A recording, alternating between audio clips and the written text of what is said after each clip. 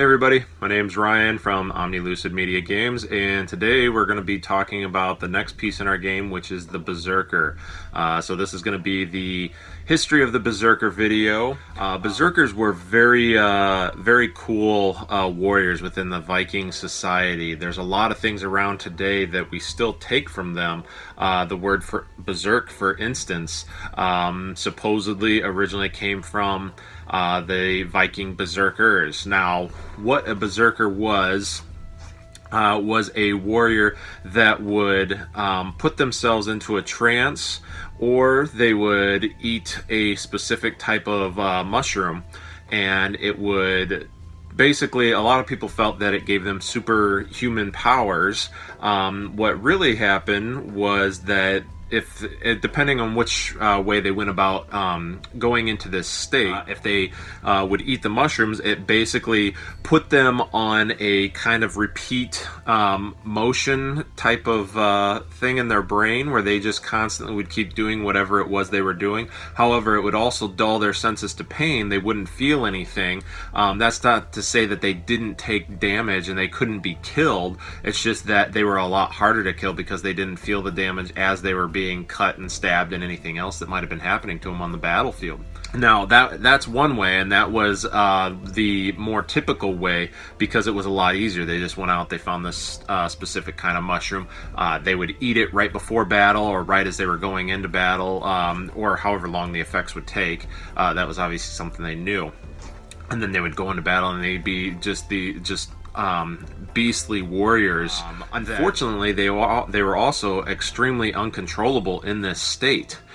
So one of the cool things is, a lot of times you will see that berserkers would always either be wearing bear skins or wolf skins or some type of animal skin. Now, while some of that was to put fear into the enemy, to, you know, just to see this big huge guy, and typically they wouldn't be wearing any type of armor. They would typically be bare chested. That's where they would, a lot of times in the history, they wouldn't know when they said, they would call them bear skins. And at least in the books that I've read, they've said how it could be an issue of why did they call them bear skins, because they were bare as in not wearing any shirts, or bear as in the animal because they actually would be wearing like a bear headdress and skin over their head, and that would be all they're wearing. So that's up for a little bit of debate, which is kind of cool. As I was saying, they would be uncontrollable in this state. So the other reason that they would wear these is so that they were identifiable by their own men, because they would, once they went into this state, they would just be in a bloodlust and just kill anybody and everybody that was around them, including their own people. So their own guys would use these as a symbol of, oh, hey, you know, there's the berserker over there, he's in a trance, okay, we need to stay away from him as well, because he's going to be killing everybody and anything, which obviously they easily could do that, whereas the enemy would be running in trying to kill everyone on the opposing side, including the berserkers. So more times than not, the berserkers would be killing the enemy. However, that's not to say that they never killed their own men in the process. There was a certain type of clan or a tribe, that's all unclear, that actually taught themselves how to go into a trance. So they would, some sort of meditation where they would put themselves into this same state. That was another way. That was also a controllable way. And then some of the history books even talk about how it was a type of mental disease, actually, that these guys would just go into fits of rage, and they would just start, you know, hitting and beating things and whatever it might be. Now, those berserkers were especially dangerous because that could happen at any time. Some people have said it was a form of schizophrenia, and they just obviously didn't have that term back then. But when that would happen, most of the time there's even been stories where if they were sailing and one of the berserkers would start to go into this state, that they would actually have to pull their ship over. If they were near land, hopefully, they would dock the boat, have them get off the ship, and then they would sail back out into the water at a safe distance and just let this guy go into the woods, and they would start punching trees and hacking trees down, just smashing rocks with whatever weapons they might have. Typically, berserkers would be using axes or some sort of other just devastating type of weapon. So they were very unpredictable, like I said.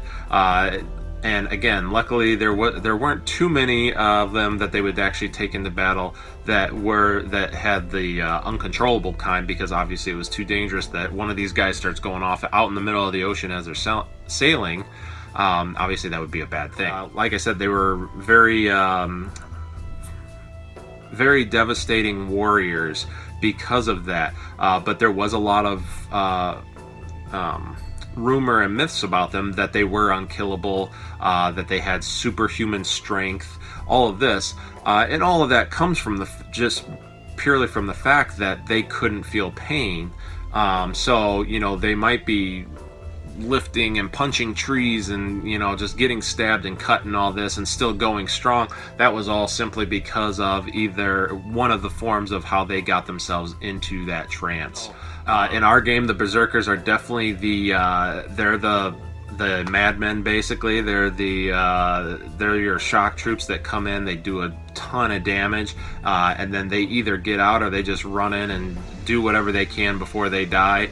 But they're a lot of fun to play with. They might be my favorite piece. It's a hard toss-up between them and the Chieftain because they both are so cool. But that's basically the history of the Berserkers. So hopefully you guys found that interesting, and next video we will be doing our actual piece, the Berserker, so I can show you guys a little bit of how that moves and works. So until next time, like, subscribe, comment, all those things, and I am Ryan with Omnilucid Media Games, and talk to you guys soon. Later.